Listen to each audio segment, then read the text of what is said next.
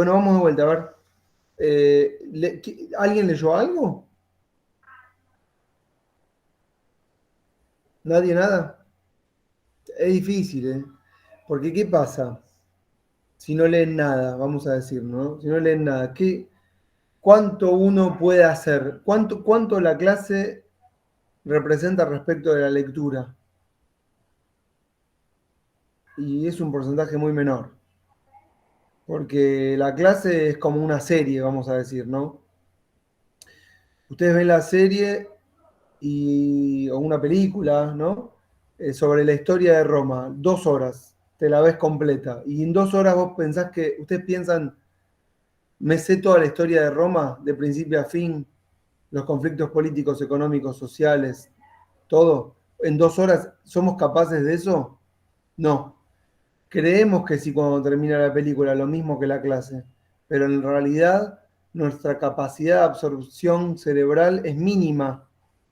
Entonces no queda nada. Nada puede ser reemplazada, nada de ninguna clase, vamos a decir, puede reemplazar la lectura que ustedes hacen. O sea que si no leen, pueden llegar a sentir que entendieron todo y aún así mm, no va a quedar nada en el cerebro. Este. Y además tiene esto también, se hace más aburrido, ¿no? Porque no es lo mismo haber leído sin entender y cuando uno va hablando se van acordando cosas que leyeron, ¿no es cierto? Y al acordarse cosas que leyeron preguntan lo que le quedó duda, vuelven a leer el texto y lo entienden mejor, aprovechan la clase.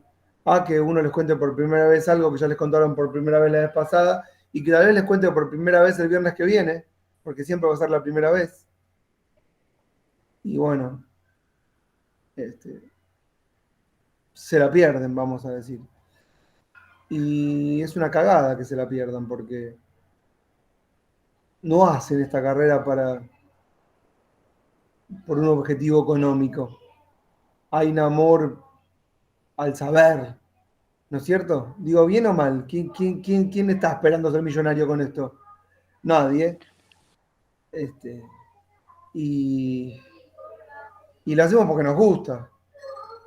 Este, tenemos una vocación por el saber y la curiosidad. Bueno, lo ideal sería que leyeran, no para esta clase puntual, para todas las de la facultad, aunque sea un párrafo, los títulos, dónde estamos parados.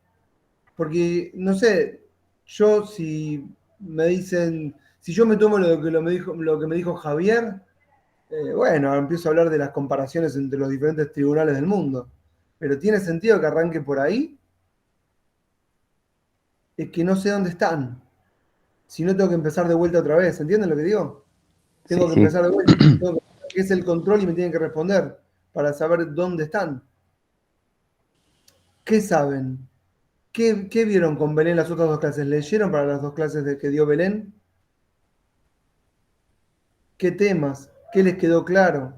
¿Qué no les quedó claro? Me sirve también como base para arrancar.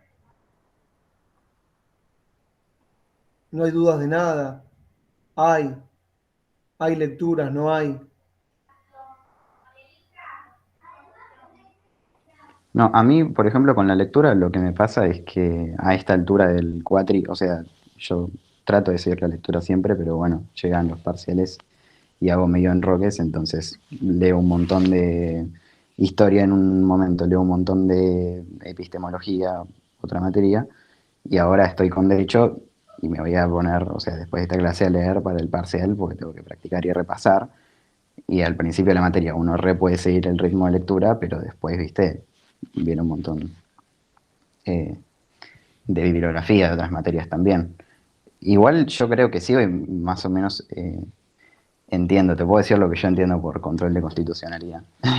A mí, Mateo, me vendría espectacular que me digas, porque si no, no sé por dónde seguir. Así que Bien, dale, pero nomás, dale. puede que sea medio una burrada, pero Escuchá, esperá, escuchá, no te pongas, puede ser la peor burrada del mundo. En este caso me importa 3 pepinos, porque lo importante es que me sirva como disparador. bien, Y que vos dale tranquilo.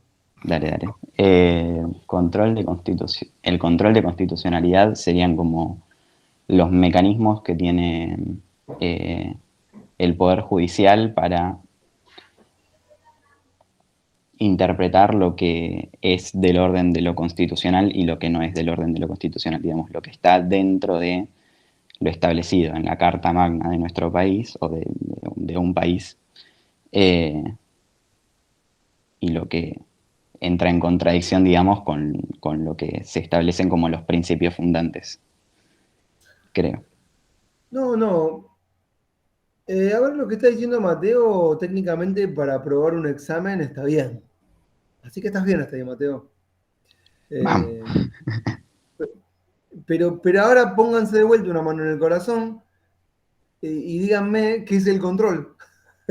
¿Se entiende la pregunta o es difícil? No estoy agregando nada en realidad, pero ustedes, voy a cambiarla si quieren. ¿Dónde ven control?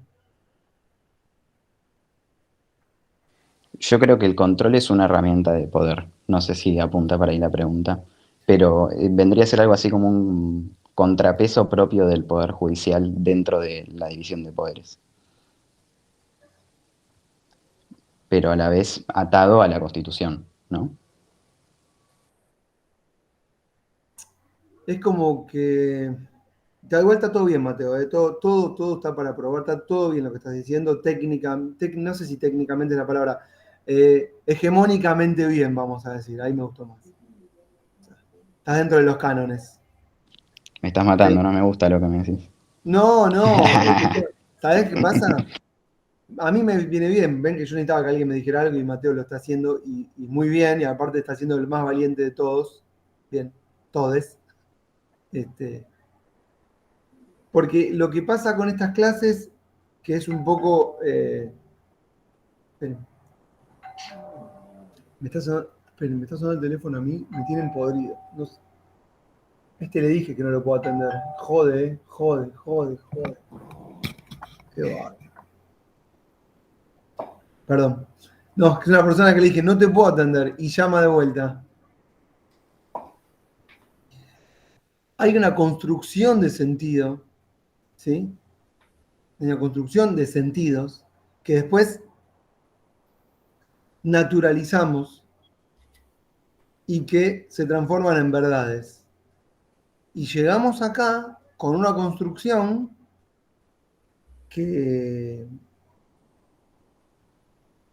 que bueno, es difícil, valga la redundancia, de construir. Entonces, cuando digo, estás dentro de los cánones hegemónicos, Mateo, significa, bueno, ¿cómo deconstruimos eso? Y por eso la pregunta es, ¿dónde ven control? Y acá la pregunta un poco apela a que ustedes entiendan que están estudiando ciencia política. Y que cuando estudian, sí, digo bien, ¿no? Ciencia política. Bien, Tomás. Y que cuando estudian, recuperó el cargador. ¿Eras vos el del cargador? Ah, no. Ah, No era Mateo. era Mateo. Y que cuando estudian ciencia política estamos tratando de estudiar, o no estudiar, pero analizar las relaciones de poder, de dominación, a partir de ciertos conceptos, ¿no es cierto? Que vamos aprendiendo en la carrera. Conceptos que son, bueno, todas las palabras son conceptos, y los conceptos, vamos a decir, son formas de organizar las experiencias, y tenemos conceptos dados naturalizados y algunos que en la carrera por lo menos debatimos. Los conceptos que debatimos, bueno, hay un top 5, Estado, democracia, poder, ¿no es cierto? Gobierno. Nos encuentran ese top 5 en el capítulo, los libros de Fundamento de la Ciencia Política. Justicia no entra. Aunque tenemos clases enteras de justicia. ¿Empezaron con justicia en qué clase? ¿En la de Platón? ¿Sí o no? Un, Sí, un mamotreto entero tratando de explicar un concepto que no tiene explicación. Bueno, lo que es lo justo, ya lo habrán visto en la primera clase, cuando entra Trasímaco a escena en el Pireo, ¿correcto? Y dice, lo justo es lo que el más fuerte dice que es justo. Algo así, más o menos. Y después Platón está toda la obra tratando de decir que es justo lo que le corresponde a cada uno por naturaleza. Eso es lo que tienen que poner también en el examen. ¿Qué es lo justo para Platón? Justo es lo que le corresponde a cada uno por naturaleza. Y es un concepto que uno puede decir a priori. este, que no compartimos. Porque, ¿qué significa lo que le corresponde a cada uno por naturaleza? Y él define ahí la naturaleza que tiene cada uno, que anida en el ser de cada uno. Lo irascible, lo concupiscible, ¿se acuerdan? Los filósofos, los guardianes y los nadie, los obreros. Entonces a cada uno le corresponde oro, plata, bronce, una escoba sería bronce. Este, y bueno, entonces, en esta línea aparece el Poder Judicial, ¿sí?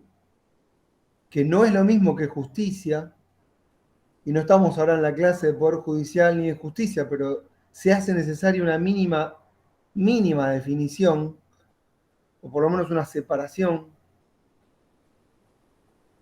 Y cuando, no, y bueno, y nosotros, pero, jode, esperen que le corto, esperen, porque aparte es la misma persona.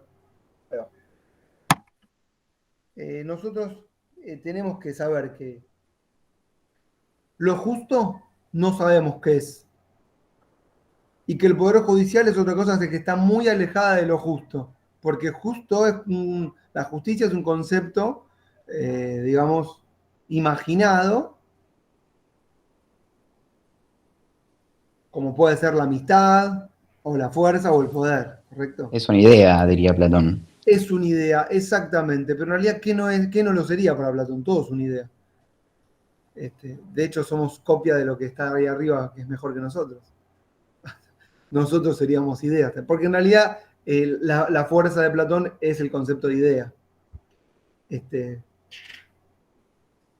Y entonces ahí entra toda esta idea, justo, perdón, dije idea, no tengo que decir idea, toda esta teorización de la Carta Magna y del orden normativo y, y del poder o del órgano representativo del poder que está ahí para hacer valer la Carta Magna. Y eso sería hacer justicia. ¿Digo bien? Me están siguiendo en la lógica, vamos a decir. Sí, Pero sí, sí. yo quiero que esta lógica la mantengan, pero la mantengan como una especie de, sigamos con Platón, conceptualización ideal que tenemos en mente, pero que después no se corresponde con las relaciones de fuerza y dominación. Nosotros somos cientistas sociales que tratamos de entender las relaciones de poder y dominación, y a mí me gustaría que en ese marco comprendamos las acciones o los hechos sociales. Pueden partir de acciones individuales, pueden ser hechos sociales, según lo veamos desde el punto de vista weberiano, o durkheimiano, o estructuralista, pero sean acciones individuales hacia terceros y por lo tanto, o sean leyes universales que determinan nuestras conductas, no importa. Lo que sí nos interesa es comprender el accionar de estos sujetos, estas agencias burocráticas que se autodenominan administradores de justicia, ¿m? Y que entre sus principios anidaría el fundamental, hacer valer los derechos de la Constitución y que en nombre de ese supuesto silogismo hay relaciones de poder y dominación. Y que entonces ese silogismo que se presenta como lógico y natural está oficiando de una fachada que dificulta la comprensión o el análisis politológico que nosotros tenemos que hacer del asunto. Y ahí está la clave. Si todo fuese tan simple como leer los textos, los códigos o las leyes y a partir de ahí entender lo que pasa, se acaba la carrera. ¿Entienden, no? Se acaba, porque ¿para qué estudiamos ciencia política? ¿Por qué el presidente dicta tal decreto? Bueno, porque está dentro de sus facultades. Artículo 99, inciso segundo. Listo, entonces, ¿para qué analizamos las relaciones de poder? ¿Sí? ¿Y por qué el Congreso sancionó la ley X o Y? Bueno, porque está dentro de las facultades, eso lo dice la Carta Magna. Entonces, ¿para qué estudiaríamos ciencia política? No tendría sentido. Me van siguiendo, ¿no? De hecho, esto pasó al Sí, sí. principio. Esto pasó. Porque al principio no había una disociación entre derecho constitucional y teoría política. Los filósofos juristas del siglo XVIII eran los mismos, eran cientistas sociales. Y eran sociólogos y eran un poco todo porque no había división de las ciencias. Y como no había separación de las ciencias, para hablar de algo muy chiquitito, había que hablar del mundo y explicarlo primero. No podías basarte en el conocimiento de los anteriores para seguir explicando. Conforme pasa el tiempo, las ciencias progresan cada una de diferente forma, unas se copian a otras en la metodología, van para atrás, para adelante, hay construcciones de verdades, y bueno, nace la ciencia política, pero no es hegemónica en el campo del saber. Lo hegemónico es el derecho. En tanto que el derecho es hegemónico, hay una construcción social que dice que lo que dice la Constitución es lo que pasa. La ciencia política se debate hace tiempo y les diría que no lo logra ser más importante que el derecho. ¿Por qué? Porque la ciencia política tiene que, intentaría ponerse por arriba del derecho y decir, nosotros explicamos lo que pasa. El derecho es el deber ser, lo que debería ser, pero la ciencia política explica las relaciones de poder y el derecho no las explica, las prescribe, pero en tanto las prescribe las oculta, las disimula. Al principio el derecho era revolucionario, ¿por qué? Porque era iluminista. Había una idea de cómo debería ser la sociedad y ahí íbamos. Pero a partir de cierto momento esto dejó de ser así. Eso no significa que la ciencia política no pueda ser revolucionaria en tanto acción. Y ahí aparece la filosofía de izquierda, como sería la marxista, ¿no es cierto? Queremos entender para transformar. Otros quieren entender para comprender y ya. Otros no, no importa. Lo importante es que unos u otros acá estamos para entender las relaciones de poder. Y me gustaría que veamos al Poder Judicial como agencias burocráticos estatales que están metidas dentro del baile, pero que todo lo hacen escudándose en unas formas tribunalicias y jurídicas que nos dificulta la comprensión. Y es a partir de ese momento en el que decimos, bueno, los jueces y las juezas son los que hacen valer el principio y la jerarquía de las normas. Porque vos salís a la calle y decís, pero ¿de qué corno jerarquía de las normas me están hablando? Nos explica así el mundo. O hacemos lo que hacemos porque lo dice la Constitución y las leyes. No digo que no, pero no se explica de esa forma. Si no, insisto, termina la carrera. Entonces, lo que dice Mateo, para una clase de Derecho Constitucional en la Facultad de Derecho o una clase en la carrera de Ciencia Política, pero de hace 50 años, sería correcto. Pero en nuestra comisión, les voy a decir, y no me voy a aventurar por las demás, no voy a decir que no es correcto. Voy a decir, sí, leíste el libro del Manual de Derecho Constitucional, pero le falta capacidad de análisis. Y bueno, para eso estamos cursando y estamos leyendo. Entonces, ¿dónde ven ejercicio de poder por parte de las agencias burocráticos estatales que se autodenominan judiciales? ¿Entendieron la pregunta? ¿Dónde están? ¿Cómo lo relacionamos? ¿Cómo interrelacionamos todas las agencias? ¿Qué pasa con el Poder Judicial? ¿Qué hace? Eh, a ver, no Sí, quiero seguir acá. tranquilo, Mateo, vas a experimentar lo que vas a decir ahora, no tenés que tener algo articulado. Dale como si fuese un ensayo, lo que estás pensando. Dale, Sí, dale, dale. Creo que principalmente uno lo ve en el recinto y uno ve el poder del juez cuando entra a una corte, por ejemplo, ahí lo ve como en su plena facultad, pero después eh, quizás lo llevaría un poco más a las instituciones, ¿no? Las instituciones que tampoco sé si son mucho de tu agrado, ese tipo de análisis, pero yo, por ejemplo, lo relacionaría con eso.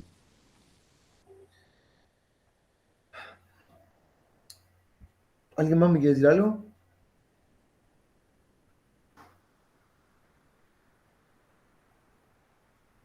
Otra pregunta, vamos a hacer otra. Igual me choca porque este, uno no puede, ustedes no pueden con una mano en el corazón dejar de advertir que el Poder Judicial es un poder político o no. No, sí, sí, completamente. Lo que nos está faltando para que ustedes, para ubicarlas y ubicarlos, nos está faltando un marco teórico. Es decir, me explicaron que es el poder que hace prevalecer la jerarquía de las normas a través del control. Lo que dijo Mateo en la definición, que está correcto, que aprueba el examen, vamos a decir, para la Facultad de Derecho. Pero ustedes saben, cuando yo les dije la pregunta es a propósito, con una mano en el corazón, es decir, lo que sienten en la piel, quiero que me digan qué sienten aunque no tengan marco teórico. Y uno a priori siente que hay poder, hay ejercicio de poder y que hay relaciones interesadas respecto de qué hacen o qué no hacen, o cuándo opinan o cómo no opinan, o a qué intereses favorecen, a qué intereses no favorecen. Y que entonces no podemos escindir el Poder Judicial de la política, no es decir de lo político porque eso sería ya schmittiano y no sé, pero por lo menos de la política. No lo podemos escindir, pero no tenemos marco teórico como para dar una respuesta. Entonces uno, claro, tiene temor. Yo sé, estamos en clase y decís, no, no voy a decir cualquier gansada. Entonces tratás de decir algo que más o menos se articule, que tenga cierta lógica y cuesta. ¿Por qué cuesta? Porque el Poder Judicial, gracias a la fuerza del derecho, escuchen, se ha ganado un poder, un pedestal de capital simbólico indiscutido. Nadie cuestiona el derecho y el rol del juez imparcial. Nadie cuestiona la conceptualización, dos puntos, comillas, división de poderes. Nadie cuestiona ese concepto. Nadie no, sí, pero no la mayoría. Nadie cuestiona la conceptualización independencia del Poder Judicial. Es más, lo ponen muchos como hasta un valor al que deberíamos acceder, ¿no? Lo lograr. No, no, no hay independencia del Poder Judicial, debería verla, cómo se logra. Y siempre ahí estamos ahí moviéndonos en el plano del deber ser, en el sentido iluminista y revolucionario. ¿Cómo debería ser el Poder Judicial? Debería ser independiente. Eso no existió nunca, no existe ni existió nunca, ni va a existir. Y les diría que son marcos teóricos inapropiados para entender lo que pasa. Es como que ese marco teórico, el del derecho, es como un anteojo que nos deforma la realidad de manera tal que no nos permite comprender. ¿Tenemos otros marcos teóricos mejores? Hay, no hay muchos desarrollados. ¿Por qué? Porque la ciencia política no se ocupó mucho de trabajar este tema. Entonces ustedes no ven en el manual de fundamentos de ciencia política, hicieron esa materia, ¿no? No hay un capítulo dedicado a lo judicial. Y si lo hay, si lo hubiera, está separado. Es decir, si hubiese un capítulo del Poder Judicial, no lo ponen entremezclado entre todos los capítulos. Lo ponen aparte, el Poder Judicial, lo cual le sigue dando ese lugar de poder independiente, algo que no tiene nada que ver, que no se relaciona con toda la otra dinámica, como si en la sociedad los jueces y las juezas y toda la administración de justicia estuviese separada del resto de las cosas que pasan. Y nada está separado, son todas abstracciones que hacemos de una realidad que es compleja y total.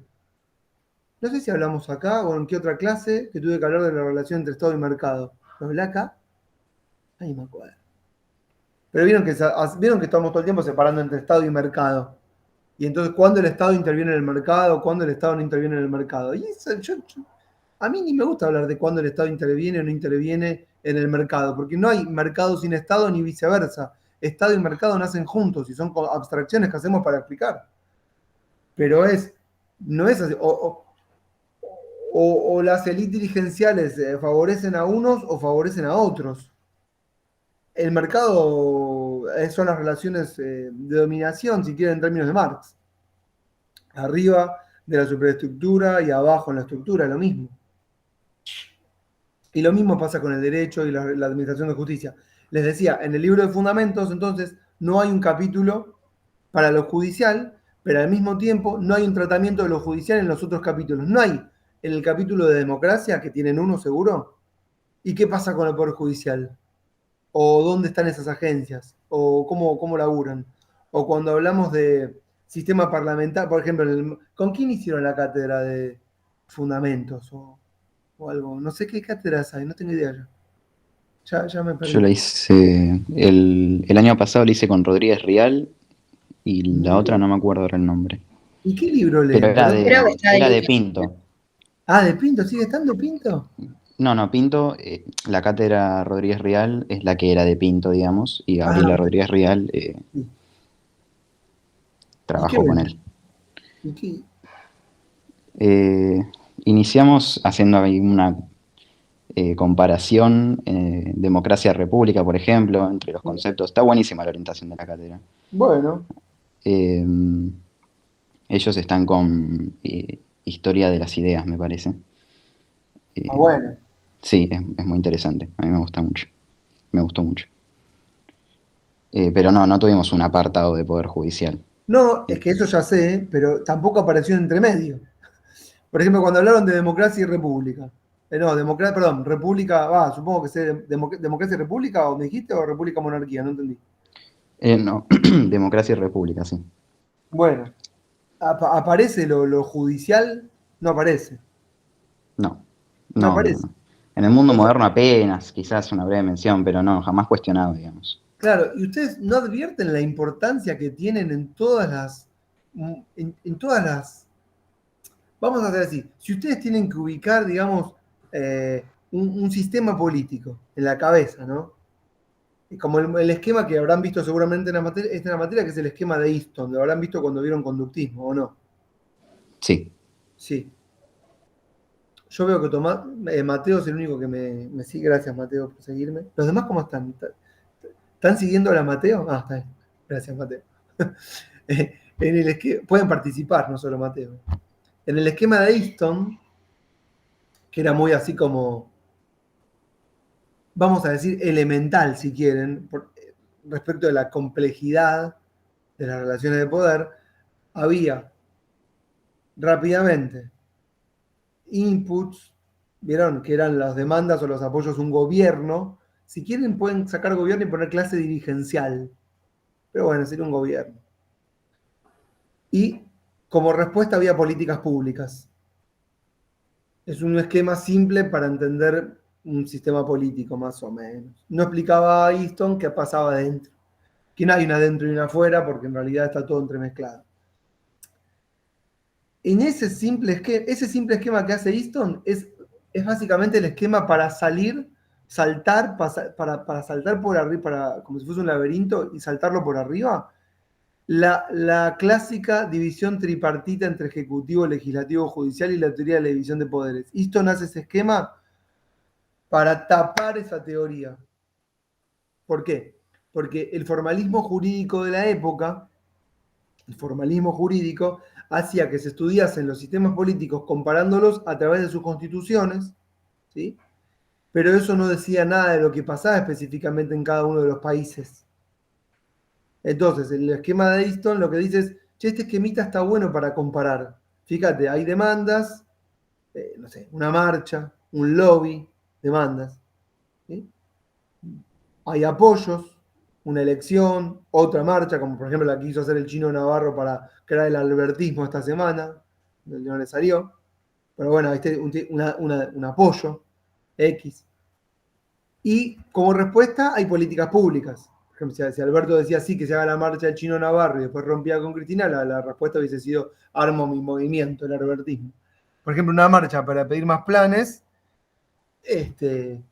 sociales o un lobby para pedir un beneficio X, una exención impositiva, ¿no? Un contrato del Estado, no sé, alguna matunga. Entonces eso sale en políticas públicas. Y las políticas públicas uno tiende a verlas siempre desde el Ejecutivo. Rara vez del Legislativo una ley, pero en general es el Ejecutivo a través de sus diferentes agencias burocráticas las que dan respuestas. ¿Sí? El de Ministerio de Desarrollo Social, el productivo, el de educación, el de salud, ¿sí? De economía, partidas X. Bueno, uno podría pensar que en este esquema sencillo no es lo mejor, pero para empezar, para que ustedes lo ubiquen en la cabeza, está bien.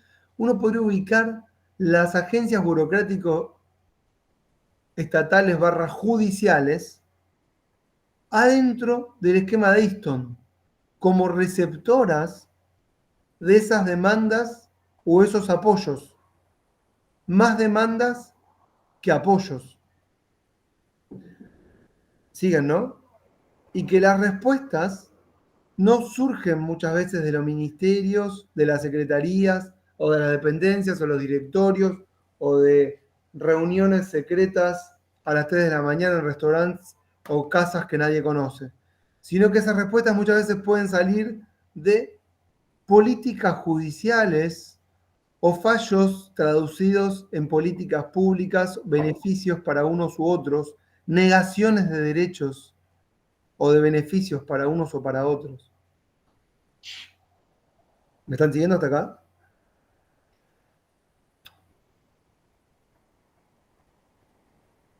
Y ahora escuchen lo que viene ahora, ¿eh? Escuchen lo que viene ahora. Pero que cuando esas respuestas que surgen por parte de las agencias judiciales vienen en forma jurídica tribunalicia y nos desorienta. Viene en forma de estamos defendiendo un derecho o vienen en forma de estamos haciendo prevalecer la jerarquía de las normas que prescribe la Constitución a partir de nuestro rol como jueces independientes. Entonces le dan una pátina de legalidad a una decisión que tiene una motivación en un interés concreto, en una presión, en una demanda, en un apoyo, en una devolución de favores, en una elaboración ideológica que parte de algún juez o jueza o cámara, ¿sí? que, que está de acuerdo con tal o cual cosa o en contra de tal o cual otra cosa. Y pueden ser de todo tipo, no solo económicas. Por supuesto que no solo económicas. Pero, para redondear esta primera parte, la forma tribunalicia y el marco teórico jurídico formal es el marco teórico que oficia de anteojos deformadores de la realidad compleja que nosotros tenemos que interpretar como cientistas sociales. ¿Siguieron toda la vuelta? Y Sí, sí, sí, sí. esta es la forma en la que yo bajo línea y lavo mentes. Está bien, me Me acabo de lavaste. desvincular. Mira, se me ocurrió un ejemplo, por ejemplo, ahora con la cuestión de género. Sí. En general, cuando se plantea algún tipo de cuestionamiento hacia la justicia, que es algo completamente lógico, porque, mm, bueno, no me quiero meter tanto, ¿no? Pero femicidios es un tema que compete plenamente al Poder Judicial. Eh, la verdad, la mayoría de las veces se termina cayendo el debate por la complejidad de los ciudadanos de a pie de conversar de estos temas con nuestras formas jurídicas, Exactamente. canónicas. Yo empiezo a recomendar algunos textitos, ya me van apareciendo y Mateo Bien, Mateo. La verdad, Mateo, chapó en esta clase porque me está ayudando. Esto que dice Mateo hace referencia a un texto muy lindo de un sociólogo que se llama Bourdieu, ¿sí? ¿Lo conocen? Un texto Sí, del año 1986 que escribe en una revista y que se llama La fuerza del derecho. Si después me lo piden, porque ahora no me quiero distraer, se los paso. En donde específicamente él ahí trabaja como la fuerza que tiene el derecho como forma, ¿sí? Aleja a lo que vos llamaste, hay que definirlo, pero no importa, a lo que vos llamaste el ciudadano de a pie, para el cual estas cosas les resultan complejas, no deberían serlo, pero la alejan y hacen que los separan y generan todo un mecanismo en el cual quienes tienen la llave o, para abrir la puerta de acceso a la justicia son abogados y abogadas únicos con título habilitante que les permite activar ese mecanismo. ¿Sí? Ustedes van a escuchar 500 millones de veces dirigentes políticos de organizaciones X, empresarias, corporativas, eclesiásticas, donde siempre está el apoderado, ¿sí? Vieron que está el rol, ¿no?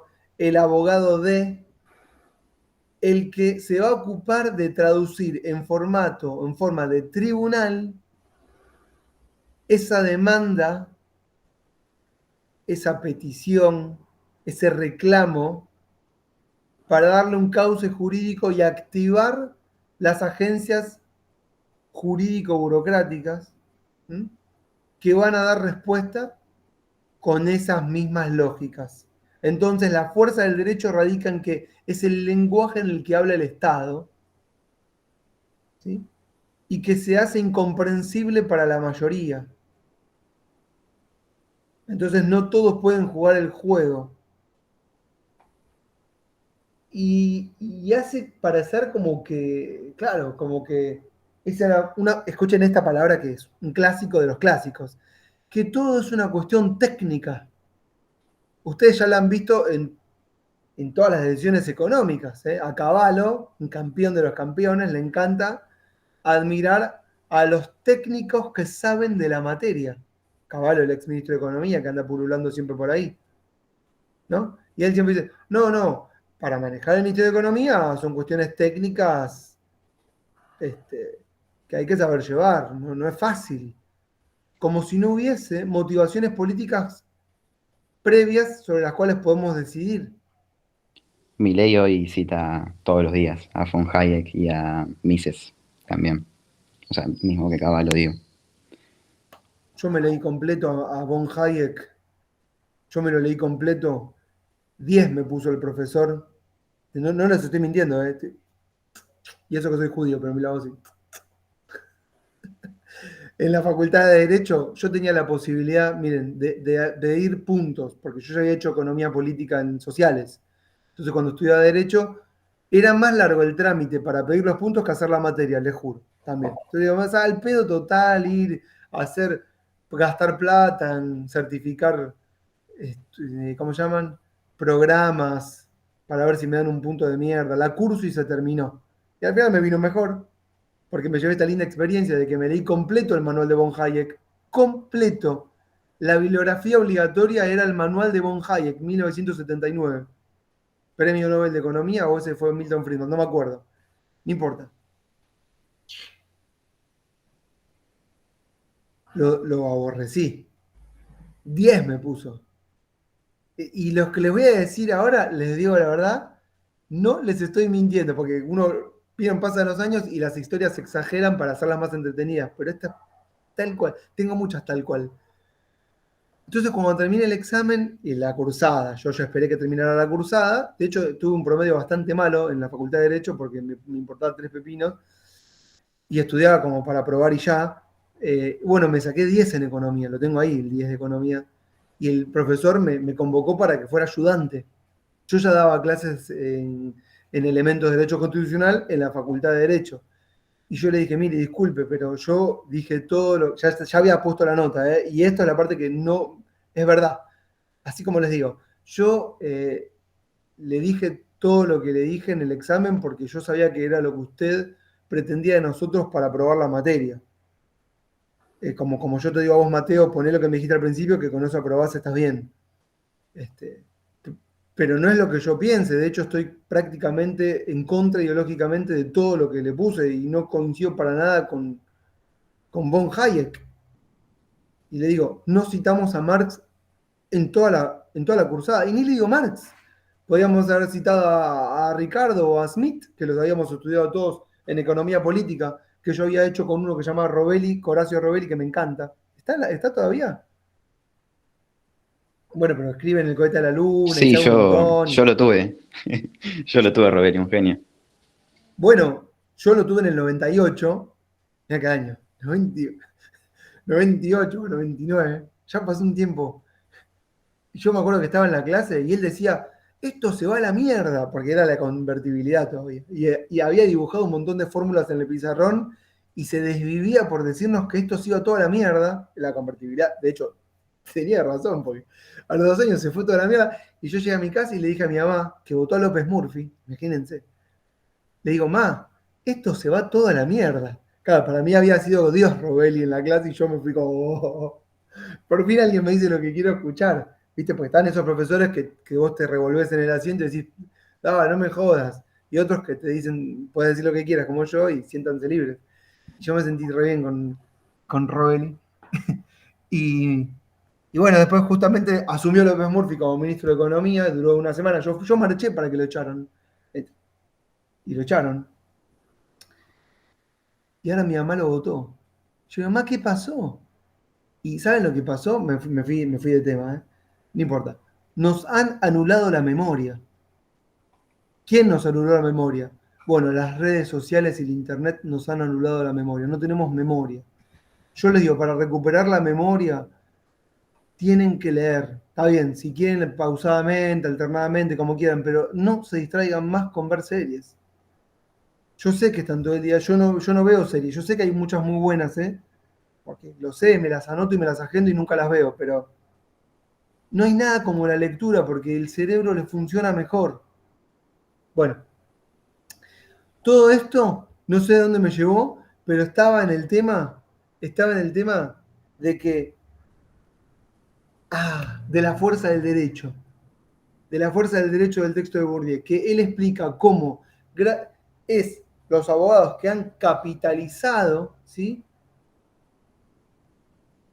la posibilidad de acceder a la justicia y se nos hace incomprensible, y vuelvo, ¿por qué? Porque aparecería como una cuestión técnica, igual que la economía, por eso habíamos venido hasta ahí, ¿se acuerdan?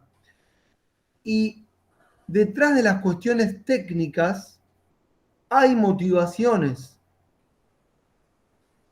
Después se vuelven cuestiones técnicas una vez que el marco teórico es convalidado por una mayoría y entonces hacemos comunidad científica. Esta carrera, miren ahora lo que viene ahora, cuestiona todos los marcos teóricos. Parece alejado de lo que les estoy diciendo, pero no es alejado, porque necesito decir todo esto para que entendamos control. Necesito decir todo esto. Ustedes no sé si se habrán dado cuenta, tal vez todavía no, pero van a vivenciar a lo largo de toda la carrera una tensión entre ciencia y teoría. ¿Por qué? Porque hay un montón de materias que serían la parte, entre comillas, científica. ¿Qué sería? La parte que no cuestiona los marcos teóricos y quiere avanzar en la acumulación de conocimiento. Y ahí ubicamos, por ejemplo, sistemas políticos comparados, teoría de la, no, opinión pública, comportamientos políticos electorales, eh, materias que van en un andarivel diferente, que serían las materias teóricas, ¿sí?, que vienen cuestionándonos todo el día, todo el tiempo, que ponen todo el tiempo todo en tensión. Y después tenemos un montón de materias que son agregados para complementar unas 30 unidades para tener un título que no les sirve de nada todavía. Entonces tenés historias, ¿correcto? Con cada uno el enfoque que le gusta. Tenés derecho constitucional, que está ahí metida, no sé bien para qué. Este, ¿qué otras materias hay? Filosofía y métodos. Teoría, bueno, van a tener que elegir la orientación. Todo eso es toda una nebulosa que nunca van a entender bien para qué. Este, les voy a contar, por lo menos para que se ubiquen, en otros países, ¿cuáles? Los que llamamos desarrollados y antes llamábamos imperialistas, son los mismos. Eh, tienen muy claro esto. ¿Qué hacen? Hacen, por ejemplo, vos estudias ciencia política y bueno, a qué te vas a dedicar? Bueno, vos querés dedicarte a lo que es la parte científica, bueno, vos te dedicás a la administración. La parte de administración es la parte científica. ¿Para qué? Para tener salida laboral en el Estado. Y en eso van a laburar. Y los que hacen la teórica también, también van a trabajar, pero haciendo investigación. ¿Y quién los va a subsidiar? El Estado. Esta carrera no existe sin el Estado y el aporte de todas y todos, es así. Hola Mateo, qué grande. Aparecí con un mandala Muy bueno ese en mandala que forma. tenés ahí atrás. Es de mi Pero es novia. gigante, muy bueno. Bueno, este, y bueno, esta materia aparecería dentro de las técnicas y o científicas, ¿sí?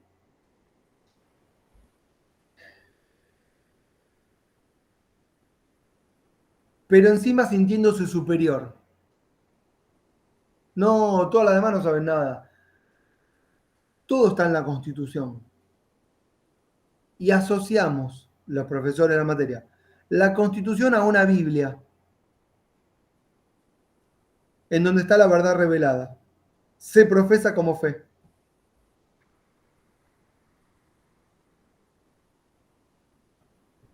En este sentido, en este contexto, el Poder Judicial hace prevalecer la jerarquía de las normas. ¿A través de qué mecanismo? El control.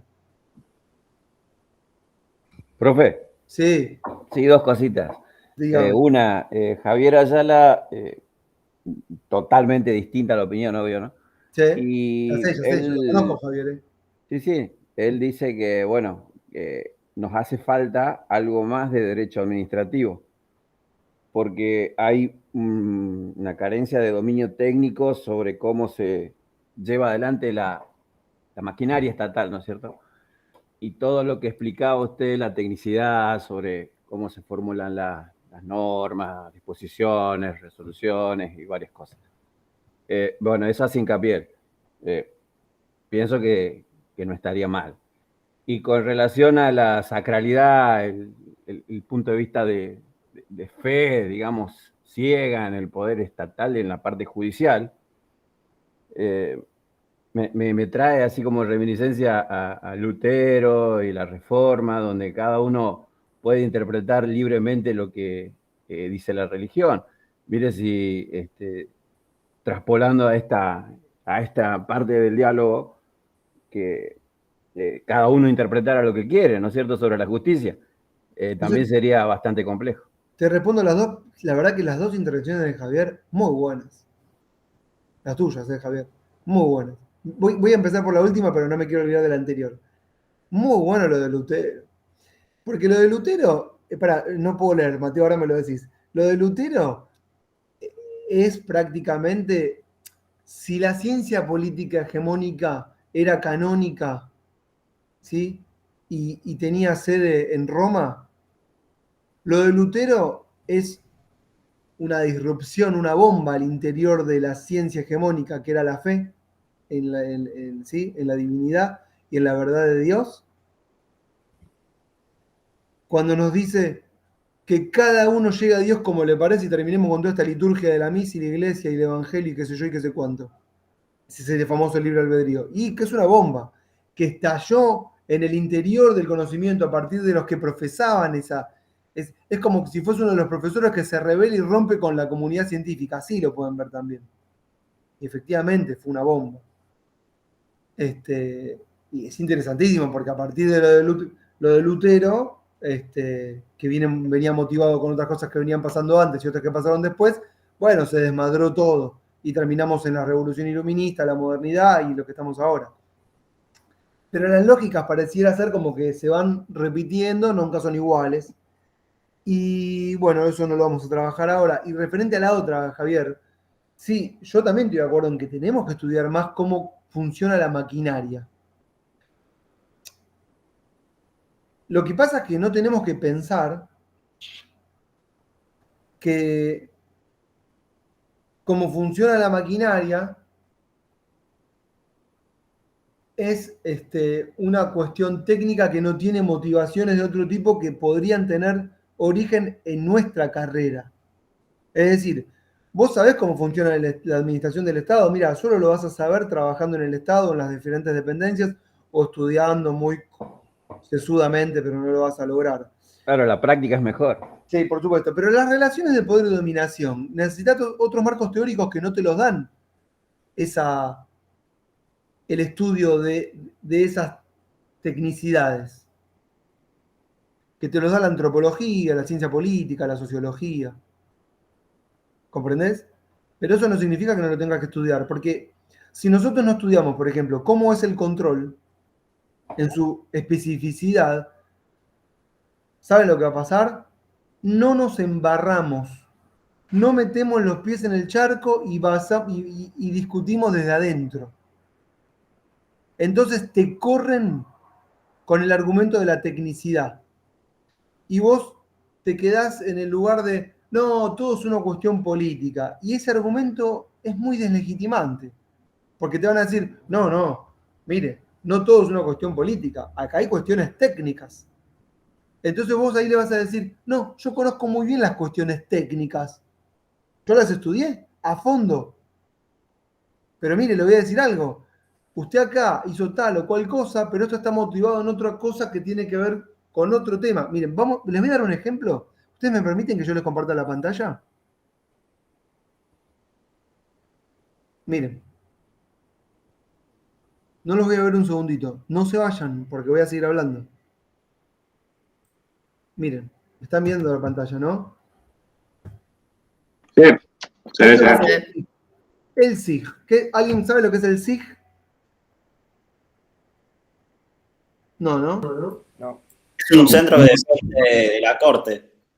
Es el diario de Lorenzetti. Si no, no entendemos nada.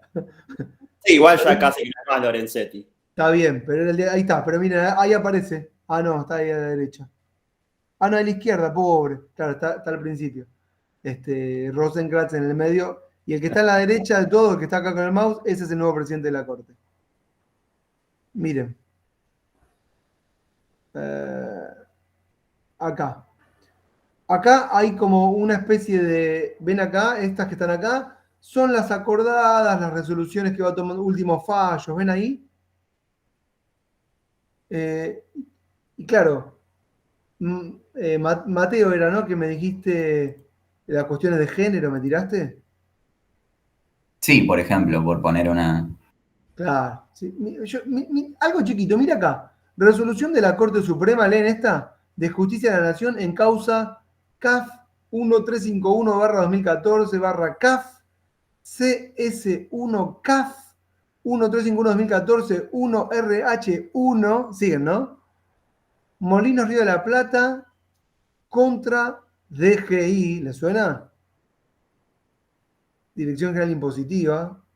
Ustedes saben que la FIP se divide en DGI, DGA, Dirección General de Aduana, Dirección General Impositiva, sobre recurso directo de organismo externo. Entrás, lees. ¿Cuántas páginas tiene esta resolución? Ah, 79, esta me cago. Había una que... No, esperen esta. Miren esta. Si tiene 79 es un poquito más larga. Pero había una que tenía acá. Miren esta. 3 páginas. ¿Ven ahí? Visto los autos, recurso de derecho deducido por la DGI contra Molinos Río de la Plata, que el recurso extraordinario cuya denegación dio origen a la queja es inadmisible. La queja, dicen, artículo 280, ¿le suenan los 280? Lo habrán escuchado alguna vez en las noticias. Por ello se desestima la queja, declárese el pedido de depósito, foja 58, notifíquese, plin, plin, plin, fin del asunto. Una disidencia de Rosenkrantz, ahí ya me suena por dónde viene la mano, una página, estoy en disidencia, por ello concordantemente que se trata, quede se declara inoficioso, fin del asunto. Ya terminó. Esto aparece en la página. ¿Ustedes entienden algo? ¿O no? Nada. Nada. No se entiende nada. No se entiende nada. Exactamente. No se entiende nada. Pero ¿no les suena que Molinos Río de la Plata, que es una de las empresas más importantes del país, contra la DGI, sea algo importante? Sí, claramente que es algo importante, pero no lo sabemos leer. Y somos cientistas políticos, cientistas sociales que tratamos de entender las relaciones de poder. ¿Por dónde pasan las relaciones de poder si no pasan por ahí? Y no quiero decir que las cuestiones de género no sean importantes, pero nos perdemos en los grandes debates, ¿no? Que no son menores, ¿eh? No lo voy a negar, pasa de todo. Pero mientras nos perdemos en los grandes debates, están pasando cosas por abajo que están decidiendo sobre la totalidad de las personas que habitan el territorio y sobre las cuales casi no tenemos incidencia en escritorios, que se traducen en este tipo de cuestiones técnicas, las llamamos técnicas. Entonces, claro, está Javier ahí, ¿no? Sí. Sí, Claro, Javier, ¿cómo no vamos a estudiar las cuestiones técnicas? Las tenemos que estudiar. ¿Por qué las tenemos que estudiar? Para meterte adentro y decir, yo conozco eso inoficioso y que ese recurso y la foja 58 y haberlo desechado por el 280, pero lo que vos desconoces cuando le hablas del tecnicidad, el que decidió eso, es que Molino Río de la Plata está queriendo no pagar un impuesto X, ¿correcto? O está queriendo sacar tal beneficio de tal cuestión para exportar, para importar, para comprar dólares, no sé, para la cantidad de multiplicidad de cosas que haga, y ahí alguien le dijo que no, y alguien le dijo que sí, y alguien estuvo andando por algunos despachos, ¿sí? Pidiendo cosas, y alguien habrá operado, vieron que hablamos todo el tiempo de la palabra operar, y todo eso aparece como oculto, por abajo, y después sale a la luz a través de unas cuestiones técnicas que llamamos control de constitucionalidad, que hacen prevalecer la jerarquía de las normas, y están totalmente alejadas de lo que pasa todos los días. Y si ustedes entran a la página del SIG, no entienden nada. Y si somos cientistas sociales, que tratamos de entender las relaciones de poder, deberíamos entender y mucho. Son cuestiones técnicas, las tenemos que conocer, pero tenemos que darle un marco teórico de fondo más importante que está por detrás. Élites dirigenciales, lobbies. Si fuese tan fácil analizarlo, se terminó la carrera. Estudiamos la Constitución y ya.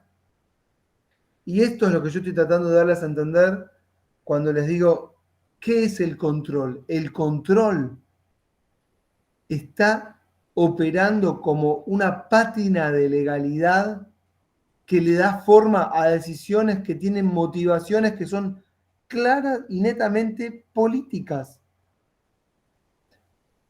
que no benefician siempre a los grupos poderosos. No estoy diciendo eso. Uno a priori podría pensar que sí, pero yo no lo voy a afirmar, porque afirmarlo sería de mi parte como muy obtuso y quitarle toda la complejidad. Pero que sí amerita de nuestra parte embarrarse, estudiar mejor cada una de las cosas que queremos estudiar para entender por dónde pasan las relaciones de poder.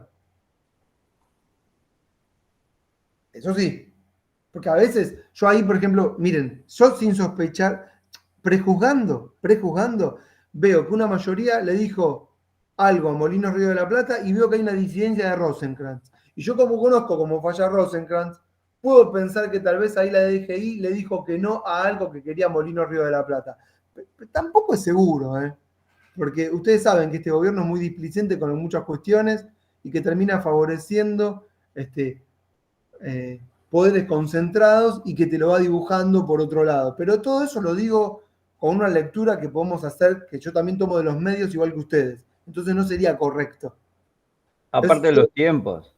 ¿Cómo? Digo que aparte de los tiempos, para, como dijo hace rato un compañero, Claro. el ciudadano de a pie tarda años en llegar a la corte y quizá una empresa de esta envergadura en yo lo que, año, claro, yo lo que les digo es a priori, yo no me metí en esto, no me meto en todos los temas. ¿Por qué? Porque no hay tiempo, la verdad, porque no me pagan una fantochada para investigar.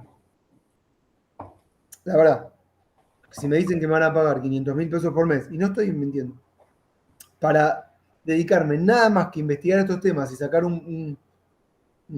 qué sé yo, y yo te produzco lo que quieras, yo te escribo lo que quieras, Pero no, como no puedo y tengo que vivir y me gusta vivir bien, no lo voy a hacer. No lo voy a hacer. Pero uno puede meterse en cada uno de los temas y desgranarlo, desmenuzarlo, hacer el recorrido, ver por dónde viene la mano, entrevistar a los actores, entrevistar a las personas involucradas, todo. Hacer una sociología de las relaciones de dominación y de poder, con marcos teóricos adecuados, conociendo la tecnicidad, conociendo el palo del derecho, la formalidad jurídica y sabiendo cómo me lo quieren transformar. Vieron que yo ahí les dije, me gustaría ver estos textos. Vieron que les tiré 2. Aunque no los estoy explicando directamente, estos textos que les dejé ahí son una especie de marco teórico a esto que estoy diciendo. O sea, si ustedes le entran a estos textos, van a ver un poco lo que estoy diciendo. Y esto que estamos hablando acá sería una especie de complemento de una lectura iniciática que ustedes tienen que hacer por cuenta propia para poder entrarle al tema.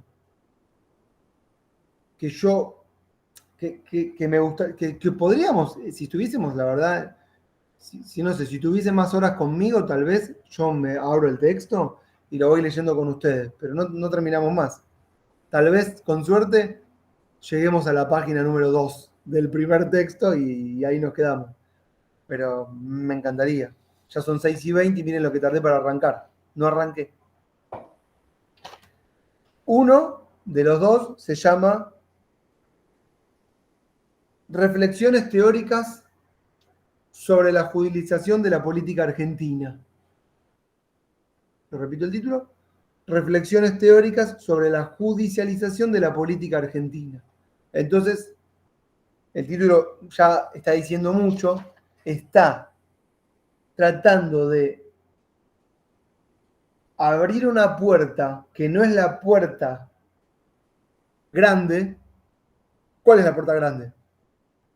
El control, el manual, esto que Mateo me dijiste al principio. No, una puerta chiquita por detrás, que es una puerta que se llama reflexiones teóricas, para entrarle al tema desde otro punto de vista. Por eso, ¿sí? Reflexiones teóricas, es decir, quiero ir experimentando a medida que escribo, ¿por qué se judicializa todo? ¿Qué está pasando que todo se judicializa? La condición de legalidad. Que todos buscan. Bueno, sí, si querés, sí. Los primeros marcos teóricos que van a aparecer ahí se llaman en el texto el umbral disciplinario.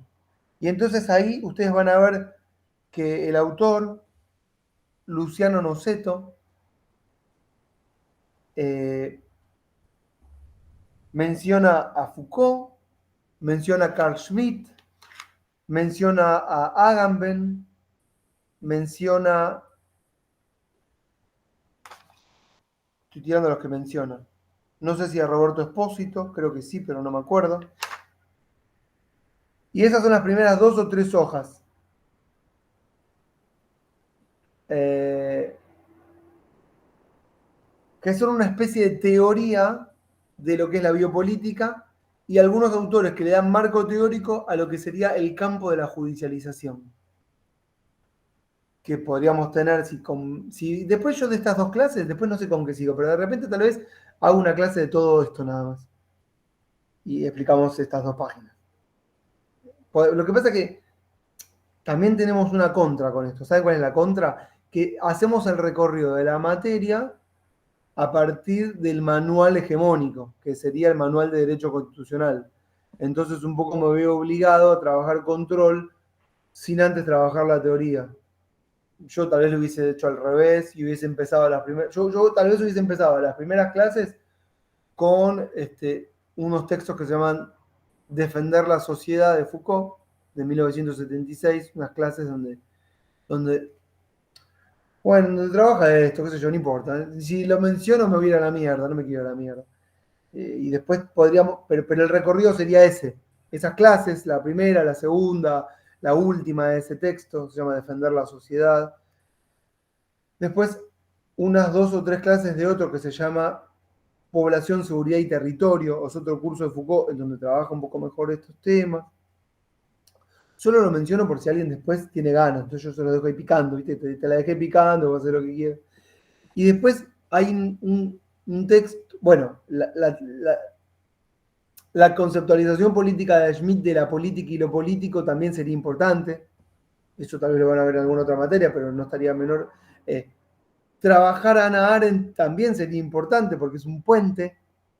Exactamente, perdón, esto que estás diciendo es como arranca, me confundí antes, no arrancamos con democracia y república, arranca con la política y lo político. Arendt y Schmitt, Rodríguez Real. Bueno, ahí está, por eso. Está buenísimo. Claro, la política y lo político, el concepto de lo político de Schmitt es muy importante porque trabaja todos estos temas, ¿sí? Discute todos estos temas. Porque ¿saben por qué es importante lo de Schmitt? Porque discute contra el concepto que sería la democracia liberal de Bobbio, que sería como el concepto hegemónico de democracia que nadie se anima a debatir. Yo les diría hasta que el gobierno de Fernández peca en algún punto en dar como verdades conceptos que son de la democracia liberal que para otros autores no existen. Por ejemplo, el peronismo, el clásico, de la comunidad organizada, que es más bien de tipo corporativo. Acá está bueno sociales charlar de todos los temas, todo esto es teoría. Pero esto estaría bueno, todo esto de control, enmarcarlo en todos estos textos que te voy diciendo, y después uno de Agamben, que se llama, el primero, de uno que es de una obra, la gran obra de Agamben. Agamben es A-G-A, pónganle en Google ahí, Agamben, y ya está, le sale. Y la gran obra que se llama Homo Sacer, se escribe Homo, H-O-M-O, espacio, S-A-C-E-R, y la primera obra se llama La nuda vida. Y eso sería como todo el marco teórico para entrarle al concepto de judicialización. Hay un concepto muy lindo de Agamben que se llama campo, el concepto de campo, está muy bueno. Y que la vez pasada yo en el baño, haciendo mis necesidades, esa es la vez pasada, me puse a pensar que el IFE, tiré cualquiera, pero lo quiero dejar acá que estamos grabando para la posteridad. El IFE es una especie de batalla contra el concepto de campo que postula Agamben. Porque es sacar al excluido de la exclusión y ponerlo como sujeto de derechos, que es lo que decía Hannah Arendt. Para que existan los derechos humanos, decía Arendt, primero tenemos que considerar a las personas como humanos, porque si no, no tienen derechos. Y vieron que apareció el IFE y aparecieron 10 millones de personas que no saben que eran topos que estaban abajo de la tierra y salieron a la luz. Bueno, es sacarlos de la exclusión, es darles entidad y es concebirlos como, ahí la desarrollé, personas que tienen derechos. Y eso es lo que hacía, por ejemplo, el totalitarismo nazi, ¿no? Que tenía las fases de desmembramiento de la persona, y una era anularlo como persona para quitarle los derechos. Eso lo cuenta también Agamben, Primo Levi, es el autor de... Bueno, no importa. Todo eso serían las primeras 3 páginas del texto de Luciano Noceto, que se llama... Ay, me agarró un calambre, esperen. ¡Ah! Ahí está. Oh, reflexiones teóricas sobre la judicialización de la política. Y después el punto 2 es el que habla de la judicialización. Y ahí Noceto empieza a entrarle a lo jurídico o a lo judicial a partir de O'Donnell.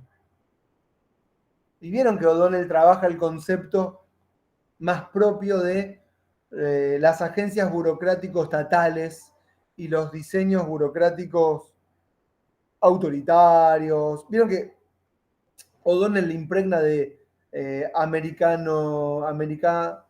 latinoísmo, los conceptos de Dahl, vieron europeos, de los regímenes democráticos, donde todo está bien, y O'Donnell dice, vos pará, bancá, porque con crisis económica esto no va, y él diseña un nuevo esquema que es los regímenes burocráticos autoritarios, que explican mucho mejor lógicas en las que nos perdemos de izquierda a derecha, que no tienen nada que ver con nuestras propias lógicas, que no van ni de izquierda ni de derecha, sino que tienen otro razonamiento.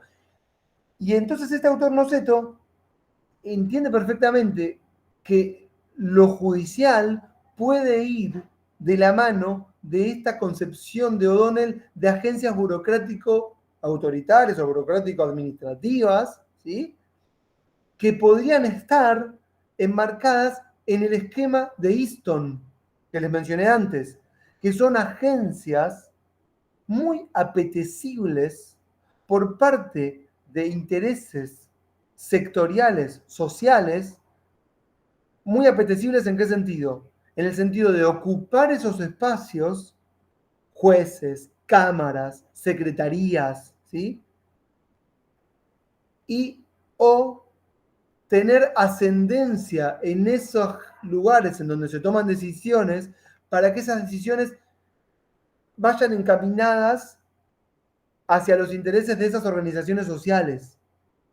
Por organizaciones sociales estoy metiendo todas, no las organizaciones sociales como Barrios de Pie, la Cámpora o Movimiento Evita. Estoy poniendo la AEA, la Cámara Argentina de la Construcción, la ADEPA, ADEVA, los bancos y todos los que se le ocurra a ustedes que quieran poner ahí, ¿sí? Y aparte de los diferentes rubros.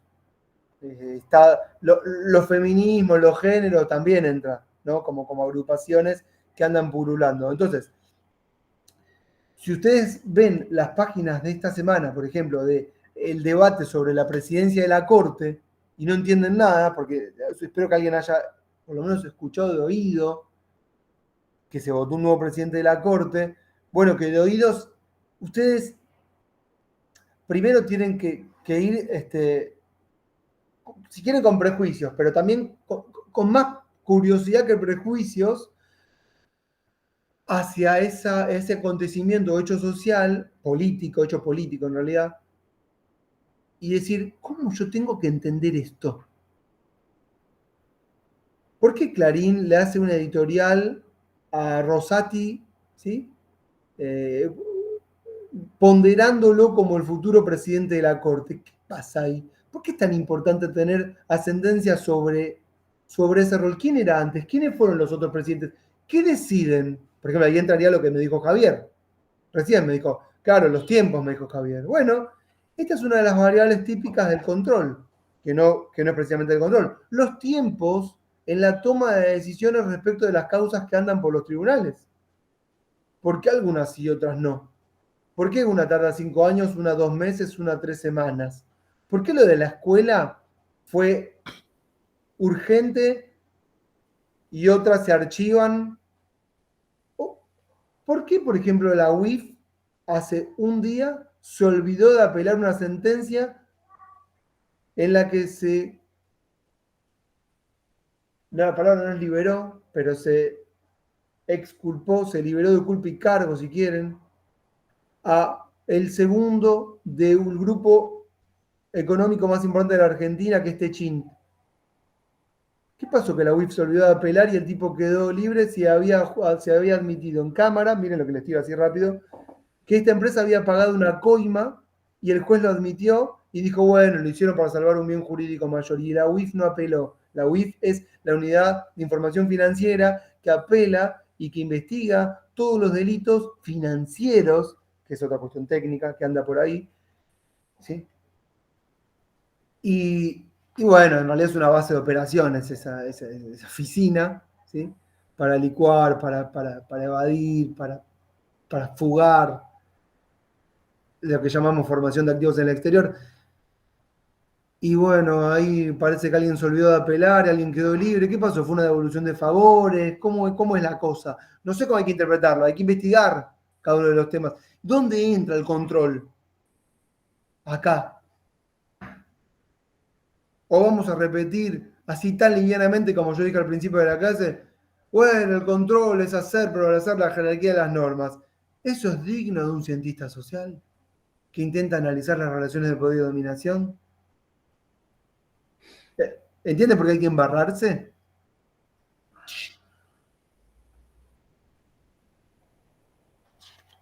Es por eso, entonces les decía, que todas las agencias burocrático-estatales que todas las agencias judiciales pueden estar relacionadas con las agencias burocrático-estatales. Y hay de todo tipo. Y les diría incluso que es mucho más importante tener ascendencia o ocupar puestos de poder y esto lo hacen, en las cámaras y con los diferentes tribunales federales, ¿sí? O para los gobiernos provinciales en las provinciales, en las cortes, en las secretarías, ¿sí? Que una diputación o una senaduría. Ustedes dense cuenta, y ahora vamos allá al debate que a veces es el que más nos divierte, pero el que menos explica, no importa. A veces, les decía, es más importante. Ay, perdí el hilo. Ocupar, por ejemplo, perdón, perdí el hilo, pero ya lo voy a retomar. Ya está. Un cargo de esos importantes en uno de esos tribunales, porque muchas veces esos tribunales son aquellos capaces, escuchen, esto está directamente relacionado, aquellos capaces de impedir una política pública, de anular una ley votada por las grandes mayorías populares a partir de sus representantes en el Congreso. Esto que no salga grabado, pongan un pip, se meten el debate en el culo, pip, ahí, ¿sí? Y anulan la ley, ¿sí? Y sí, pero ¿cómo esto puede pasar? Por eso es mucho más importante entonces ocupar un espacio ahí que ocupar una banca en alguna de las cámaras. Y por eso, entonces decía ahí retomo el hilo en el que me había perdido, nos perdemos en los grandes debates de el ejecutivo versus el legislativo, pero no hay que verlo así porque no entendemos nada. No es el ejecutivo versus el legislativo, no es así. Nunca fue así. Sí podemos advertir que en el diseño institucional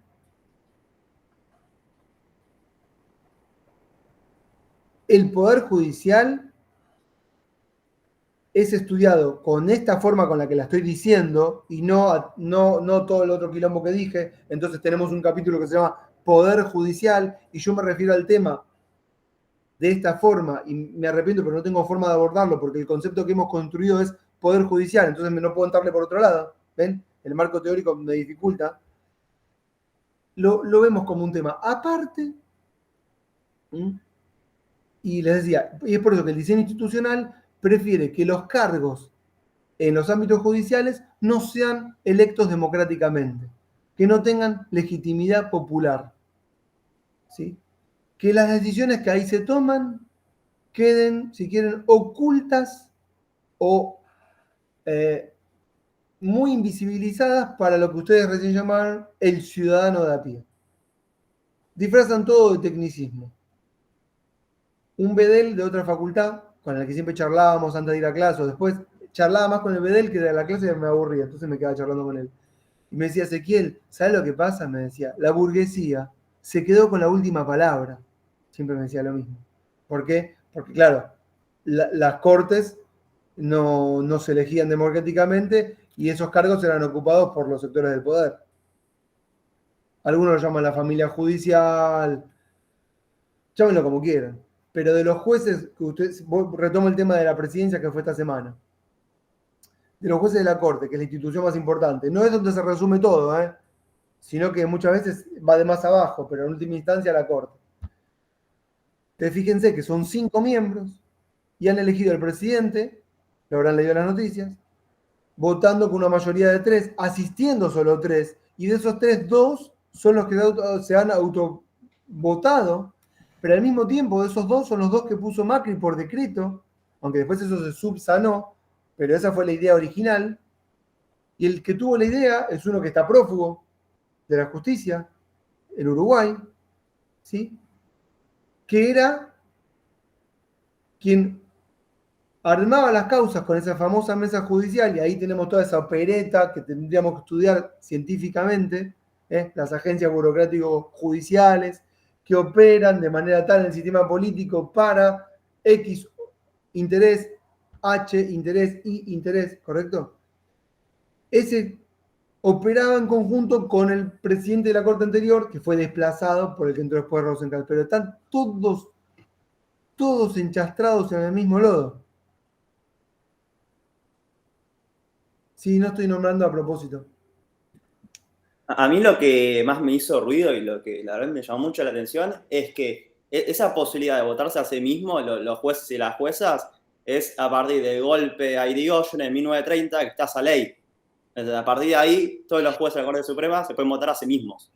Como eso me llamó mucho la atención. No, lo que pasó en el golpe del 30, no sé dónde está sacando eso, lo que pasó en el golpe del 30 es que la Corte convalida o le da legitimidad, esto tal vez lo veamos cuando definamos Poder Judicial, igual ya tuvimos bastante, convalida el gobierno surgido del golpe del 30, que desplaza al gobierno de Irigoyen y le da una pátina de legalidad que es necesaria para legitimar ese nuevo gobierno y que se hacía en favor de los valores democráticos no, de los valores republicanos, ¿sí? Que estaban siendo avasallados por un gobierno que desde el Estado estaría atentando contra las instituciones que representaba. Ese argumento es fue muy utilizado y sigue siendo utilizado por aquellas y aquellos que se creen dueños de la verdad. El mayor desafío que tenemos como cientistas sociales es poner todas las verdades en remojo, de construir el sentido común y la naturalización, darle nuevas miradas a cosas que pasan y que las estudiamos naturalmente desde la conceptualización que, si quieren, podemos llamar hegemónica. ¿Me siguen todo esto? Entonces el control, vuelvo, todavía las variables me las reservo para la vez que viene. El control sería, dice Noceto, una especie de canalización de demandas. ¿Por qué? Porque muchas demandas, ustedes no piensen en demandas solo o únicamente, porque uno piensa demandas, piensa en sectores populares, no. Demandas de todas y todos, ¿correcto? Los grupos minoritarios poderosos, los grupos medianamente organizados, rara vez de los individuales porque no logran tener ascendencia, salvo que el individual sea el dueño de una corporación. Pero, claro, ¿por qué canaliza demandas? Porque lo que vos no conseguiste en un despacho ministerial o secretaría o en una resolución de un directorio, de una empresa estatal, Sarasa, lo que les ocurra, lo podés conseguir vía judicial en un despacho burocrático judicial. Pero son los mismos despachos. ¿Qué significa los mismos despachos? Con otra forma, es también una puerta en una dirección, con una persona con la que tendrás en un café y charlas. Son las mismas personas, ¿entienden? Pues tendemos a sacralizar al Poder Judicial como los independientes y neutrales. No existe eso. No existe. Y ustedes tienen que entender que, lo vamos a repetir cuando veamos definición del Poder Judicial, las agencias judiciales tienen como misión inicial fundamental autopreservarse en el poder, mantener funcionando el edificio con las prerrogativas, los beneficios, los privilegios, los niveles de vida, los estándares y la oscuridad. La oscuridad que reina sobre las agencias burocrático-estatales. Y ahí ponemos la del Ejecutivo y la del Judicial. Los únicos que tienen cámara son Senado TV y Diputados TV. Y solamente en el recinto a la hora del debate, no en comisiones. ¿Saben lo que les diría Foucault? Es todo gilada. Todo gilada. Lo dice así en un texto, después lo vemos. Todo ese ruido, las constituciones, ¿saben lo que hace? Oculta, oficia de pantalla, para que no entendamos los resortes de las complejas y aceitadas relaciones de poder y dominación. No vamos a ver cámaras en las secretarías, en los despachos, en los pasillos. Si fuese tan fácil, repito, insisto, como dije al principio, se terminó la carrera. La vez pasada le decía a otros, miren, si las reglas son claras, no estudiemos más, estudiamos las reglas, pero las reglas solamente las advertimos en la práctica, casi que hacemos antropología de las relaciones de poder y dominación. Necesitamos marcos teóricos, por eso les dejé estos textos. Bueno, entonces les decía, oficio de canalización de demanda. A veces, la judicialización a través del control reedita debates políticos, a veces no. ¿Qué significa reedita debates? Debates que no pudieron subsanarse en el campo de la política cuando trascendieron a lo público y que en el control, si tiene mucha visibilidad, bueno, son reeditados. Por ejemplo, el último fue la de la escuela. El anterior fue, por ejemplo, el cuatrimestre anterior fue si el Senado podía, ¿cómo se llama? Debatir a distancia. También fue top 5 de los temas en un momento. Entonces se reeditó un debate que se había desarrollado en el Senado y se reeditó en el Poder Judicial.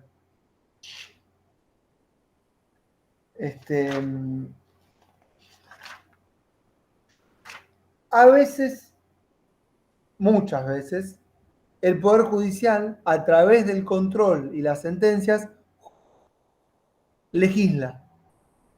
¿Por qué? Porque termina decidiendo en sus sentencias cómo tienen que desarrollarse tal o cual política pública. Eso también pasa. Muchas veces pasa. Grandes debates o pequeños.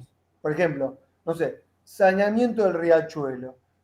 Bueno, la justicia crea un ente tripartito, con autoridades, les asigna un presupuesto. Casi que es una cuestión que tiene que ver más con el Ministerio de Medio Ambiente que con el Poder Judicial, ¿no es cierto? Pero bueno, no importa, ahí ellos crearon la cuenca Matanza-Riachuelo con sus autoridades, mensualmente tienen que presentarse ante los... ¿Qué saben los jueces de eso? Nada, no importa. ¿Quién los votó? Nadie, no importa. Igual tampoco los votaron del Poder Ejecutivo. Lo único que votamos son diputados, senadores y un presidente. Es muy poco lo que votamos respecto de la complejidad de la cantidad de decisiones que se toman. Pero bueno, ese es otro debate.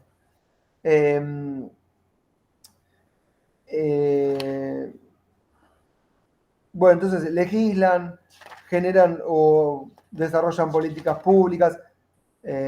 Bueno, leen el texto este que les estoy dejando de reflexiones teóricas sobre la judicialización de la política argentina. Ustedes no van a encontrar que él habla del control ahí. Solamente van a ver que habla de la judicialización. Pero cuando dice judicialización, dices, bueno, ¿y a través de qué herramientas judicializan? El control. ¿Entienden eso? Esa es la herramienta, la gran herramienta a través de la cual se judicializa. Entonces, cuando ustedes ven que el Poder Judicial toma decisiones, la mayoría de las veces, no todas, atención, ni siquiera la mayoría, pero una gran parte de esas veces, esa forma de judicializar es a través del control. Otras veces no, es a través de otros mecanismos del Poder Judicial. Los fines son los mismos, las finalidades muchas veces son las mismas. Las herramientas pueden ir variando. El control es una. El control está directamente ligado a la política, directamente. Las otras cuestiones del Poder Judicial que no son de control, a veces uno podría pensar que no son cuestiones políticas. Pero para eso está el texto de Schmitt de la política y lo político, que lo explica mejor que yo, lo pueden leer. Cuando algo pasa de ser la política y trascender a lo político, pero no lo vamos a explicar acá. Y después el otro texto que les dejé, de que se llama Giro Judicial y Legitimidad Pública en la Política Argentina, es un típico texto de teoría política contemporánea. El autor, Lucas Martín, bueno, va tratando de entender, también pueden ser reflexiones teóricas acerca de la judicialización de la justicia, va tratando de entender poco a poco cómo lo judicial le va dando robustez y legitimidad a decisiones que se van tomando en el espacio público. Cómo es necesaria la legitimidad del Poder Judicial, ¿sí?, para políticas y decisiones que se van tomando en esos ámbitos, en el ámbito de lo público, a través de estas agencias burocrático-estatales. Me siguen el razonamiento, ¿no? Es un texto viejo ya, porque es del 2012. ¿12? 11. Fue 10 años. Pasó de todo en 10 años, pero lo que tiene de bueno el texto es que el texto sigue teniendo vigencia. ¿Por qué? Porque hubieron millonada de causas judiciales que trascendieron al espacio de lo público y se han debatido, se han marchado, marchado en la calle, ¿sí? ¿Qué sé yo? Les voy a tirar algunas, por ejemplo, así. El 2x1, ¿se acuerdan? Igual ahí la gente también quería salir porque estábamos podridos de Macri y esa fue muy buena. Entonces, bueno. Y además fue fuerte. Bueno, por ejemplo, Rosati votó el 2x1. Que el que es presidente de la Corte, ¿no? Después lo corrigieron, no sé, salió una ley de urgencia. Claro, después de las 500.000 personas se asustan. Por eso también a veces es importante la movilización, porque si no podés demandar, si no podés demandar a través del voto, la única que te queda es la participación popular a partir de otros mecanismos. Entonces tenés, bueno, marchemos. Por supuesto que si se pudiese votar a los miembros del Poder Judicial en sus diferentes instancias a partir de X mecanismos, tendrían que poner, digamos, en accountability, volvemos a O'Donnell, las decisiones de sus fallos que esconden en motivación, en una pantalla técnica, pero que en realidad están motivadas en cuestiones políticas, interés. Entonces vos sabés qué, vos fallaste de esta forma, hacete cargo y ponelo de cara a la población y que te voten. Porque el 2x1 no es una cuestión técnica. ¿Me siguen en este razonamiento? Y así 1500 cosas. O tenemos, por ejemplo, en el medio entre el 2011 y ahora del texto, yo me anoté, por ejemplo, un capítulo que se llamó la democratización de la justicia. Lo vamos a ver cuando se quisieron votar a los miembros del Consejo de la Magistratura y se anuló. Bueno, todo el caso Nisman y su derrotero judicial, con el cual se ganó una elección. Los tarifazos del 2016, todo eso fue judicializado. Marchas para que bajaran las tarifas. Fallos, por ejemplo, de coparticipación federal, de repartición de impuestos, cosas que no tenía anotadas. Después vino la mesa judicial, todo eso no está en el texto. La persecución política, los montajes, la pata judicial, la pata mediática, ¿cómo se llama? Las de inteligencia, toda esa parte oculta de inteligencia del Estado que pues todo se judicializó, toma de tierra, bueno, y miren lo que les voy a decir, todo se judicializó, pero no todo trascendió a lo público. La de Molinos Río de la Plata, que les leí recién, no es un tema que salga en las noticias, lo cual a uno le levanta más sospechas. La de la UIF que les comenté no la van en las grandes tapas. La UIF es que la UIF no apeló y liberaron o dejaron libre de culpa y cargo a un directivo muy importante que tiene peso en todas las mesas donde se toman decisiones importantes que afectan la vida de los ciudadanos y las ciudadanas todos los días. Bueno, pero más allá de que todo eso no lo van a encontrar cómo todas las políticas públicas van teniendo un giro judicial. Entonces pero tal vez de lo que el autor no va a hablar, miren, yo les hago mucho énfasis para que ustedes entiendan, de lo que el autor no les va a hablar es del control. Porque no es un texto de control de constitucionalidad.